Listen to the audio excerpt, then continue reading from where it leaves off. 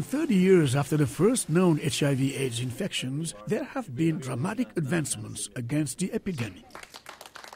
That progress will be the focus of the 19th International AIDS Conference in Washington, known as AIDS 2012. What was once a death sentence has become chronic disease with antiretroviral drug treatment.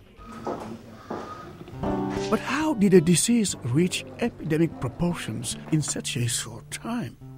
Scientists believe the human immunodeficiency virus HIV, the virus that causes AIDS, was transmitted from chimpanzees in the jungles of present-day Democratic Republic of the Congo.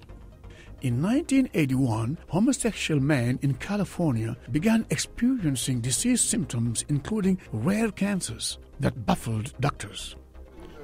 In 1983, French researcher Dr. Luc Montagnier and American scientist Dr. Robert Gallo of the National Cancer Institute were in a race to identify HIV as the cause of the illness.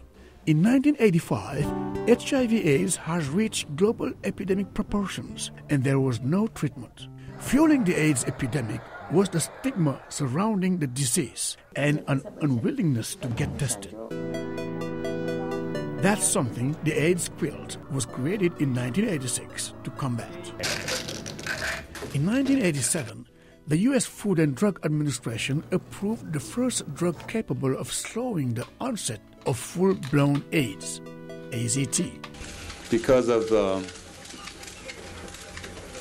HIV virus that I have attained. In 1991, NBA superstar Magic Johnson held a press conference and announced he had the HIV virus. Sure that you tell people to go get tested. Johnson gave a face to the disease it had never had before. That same year, the red ribbon became the symbol of AIDS awareness. In 1997, Dr. David Ho devised HAART, highly active antiretroviral therapy, a new treatment regimen that had patients treated earlier and more aggressively than ever before. This led to the first drop in AIDS cases since the discovery of the disease. In 2003, President George W. Bush announced the President's Emergency Plan for AIDS Relief, PEPFAR, to help combat the AIDS epidemic in developing nations.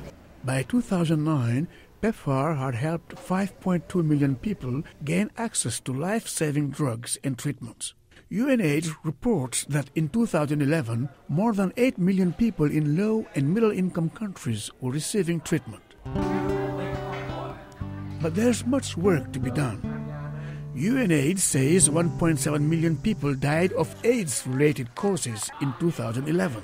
Also, while the U.S. finally lifted its travel ban for people living with HIV, UNAIDS says there are still 46 countries, territories, and areas that still restrict such people from entering or staying.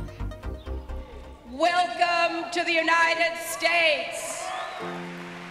But this week at AIDS 2012 in Washington, the mood is hopeful that the tide is turning, and that if nations can simply muster the political will, they can bring the HIV pandemic to an end.